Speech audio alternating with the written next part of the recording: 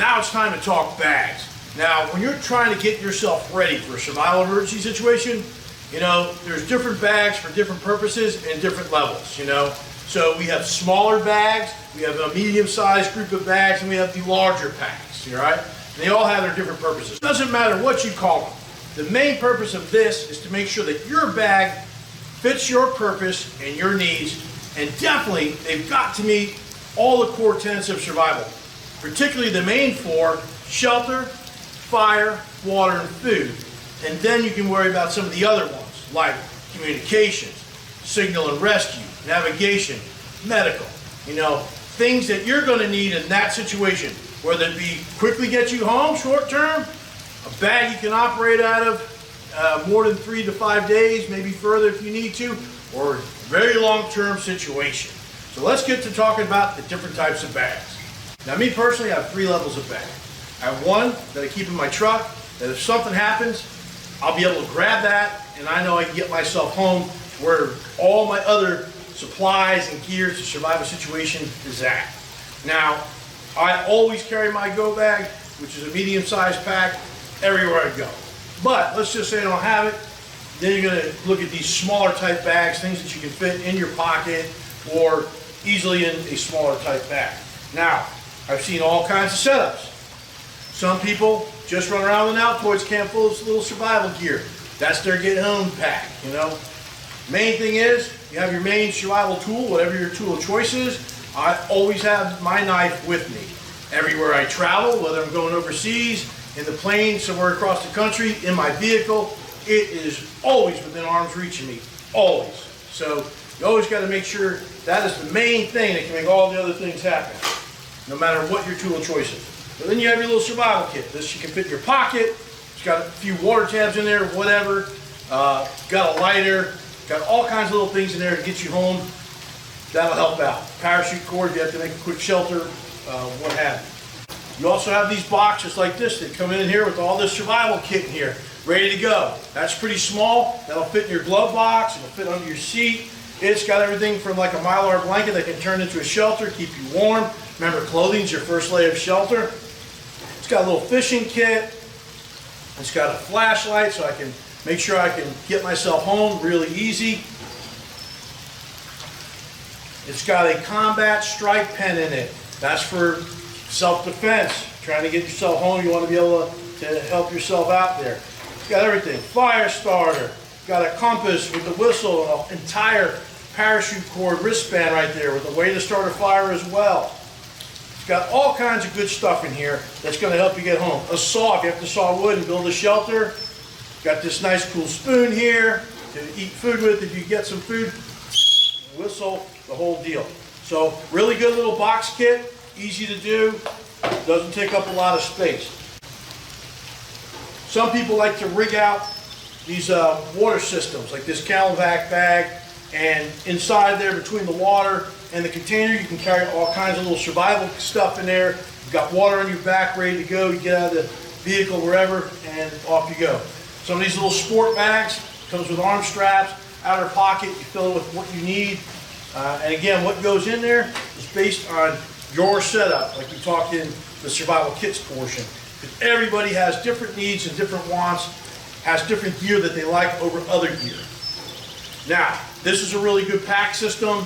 It's actually a water vac system, but it has tons of pockets on it, and you could really fill this thing up with a lot of good stuff. Probably, I'd say it's big enough to be at least a 48-hour setup, and that's out there as well. It's called a Geigerrig system. Actually has a nice water tube and has a ball in here that can actually squirt this water out to clean out wounds, or give your dog a drink of water if you need to. Now this bag is the exact bag that is under the back seat of my truck. It's my get home bag. For some reason I don't have my go bag, and it's the one I talked with in the segment we did on tips, hacks, and tricks. And I showed you all the things that were in there, but I'm going to go over it real quick again. Got some food in there. Actually got a mini Extreme Survival kit. That's the one I developed. Everything I need in this pack right here to cover all the survival tenets. There's something in there to help me out. Got a water bottle. to drink water with. I've got a cup to boil water and cook food with that I need to. It's stainless steel. I got a little bit of food seasoning because that makes everything taste better. I got some utensils, a knife sharpener, nice big iron spoon. I like steel because it's easy to clean. I've got a knife that folds into itself really well. And remember, if I didn't have this, this is a great knife to have in a survival situation because it would be the one I had. And then also, I have a leather bag full of just all kinds of stuff. More fishing gear, fire tinder, sealed up in this nice waterproof bag right here. I've got a multi-tool in case I need to get home. I got to work on my vehicle or hotwire another vehicle to help get me home. And then a way to see and light the way. And I also have a headlamp. So got a couple of things in there. It's a great pack. Now here's another pack. It's a little bit smaller. Got an outside pack. But in here, you pack a raincoat, a blanket, a tarp, all kinds of things. So that handles the smaller level get home bags. Now let's go to the next level. So next level bag we're going to talk about is the more popular, the one that you see most people rigging out and carrying. And it's like a little day pack. It's either called a go bag, a bug out bag. They're either, they come in like a 3 to 5 day assault pack, which is what the military calls them. This is my main bag I've used on most of my adventures, extreme backpacking and all that kind of stuff. It's supposed to be a 72-hour bag, but I've gone a lot longer in it. It's a military style MOLLE setup, so I can put outer pockets on it. I have in the past. I've rigged up a quiver for a collapsible survival bow, put other water pouches on it, all kinds of things in this bag. It's got many compartments, and things about this bag versus a smaller bag, now I can put, like I said, a raincoat in there, some type of I could put a tarp in there for shelter. I could put a lot more power cord. If I'm working with weapons, I can have all my spare magazines and ammunition in there, plenty of water, a lot more survival kit in there, gloves in there, a lot more clothing to make the situation a little better. But it's a bigger bag. You can put a lot more things in there that can survive probably longer than 3 to 5 days. Probably can go a week to 2 weeks of a regular person trying to survive out there if you had to, based on the survival kit you put in there and the other stuff. Now here's a canvas type bag. It's kind of another one I've been using lately. A lot of outer pockets. It's got a place for water on the outside. And you can fit many things in there. The thing that these bags that you want to try and use camp dry or Scotch guard on to keep them from the water getting at your stuff and ruining it. And in that other segment where I talked about THTs, get a couple trash bags, put one inside the other, put in your bag, tie it up. Any of your smaller items, you may want to use Ziploc bags, especially freezer bags. They're a lot stronger. And all your individual items, maybe your socks, you want to have dry socks, other things, put them inside these trash bags, inside your bag, and it helps keep that stuff from getting wet. Because a wet sleeping bag or a blanket or anything like that, and if we're going to talk bigger bags with sleeping bags, but the point is you don't want that stuff wet when you need it most. There's also commercial marketed waterproof bags. This is a military style one. I take this military bag and I flip it inside out. You can see it's OD green normally, but the reason I do that is so the rubber side's out and the green side's on the inside. And that makes it easier for any kind of clothing or items I got to slip in and out. And they also make like wet bags, seal bags, dry bags for you can use probably if you've been backpacking a lot. So these are the medium-sized range bags that are available to you. And again, you rig them out the way you need to. It's good enough, some of them, for the size that I can fit my machete in there, and when I need it, it's there. So that's the medium-sized bag. Let's get up to the next level. The next level of bags we're going to talk about are the larger packs. These are your long-range bags. These are the packs when you're getting out of Dodge and you're going nomadic, going mobile, and you're not going in the vehicle. You're going to put on your back, and it's going to have everything you need to get you in a long-term situation. I call these my long-range bags. They come in anything from an old military rucksack, which I've carried for years. And this thing is amazing. It's a large Alice pack. Can fit a lot of things in there. I can't count the amount of miles and poundage I've carried on my back with this baby here. Old, reliable. That's why I keep it around. It's really good. It's got some outer pockets. It's got the normal other pockets that come with it, 3 large pockets, several smaller pockets up top. It's got 2-quart water canteen holders here, so you can carry a gallon of water on the outside.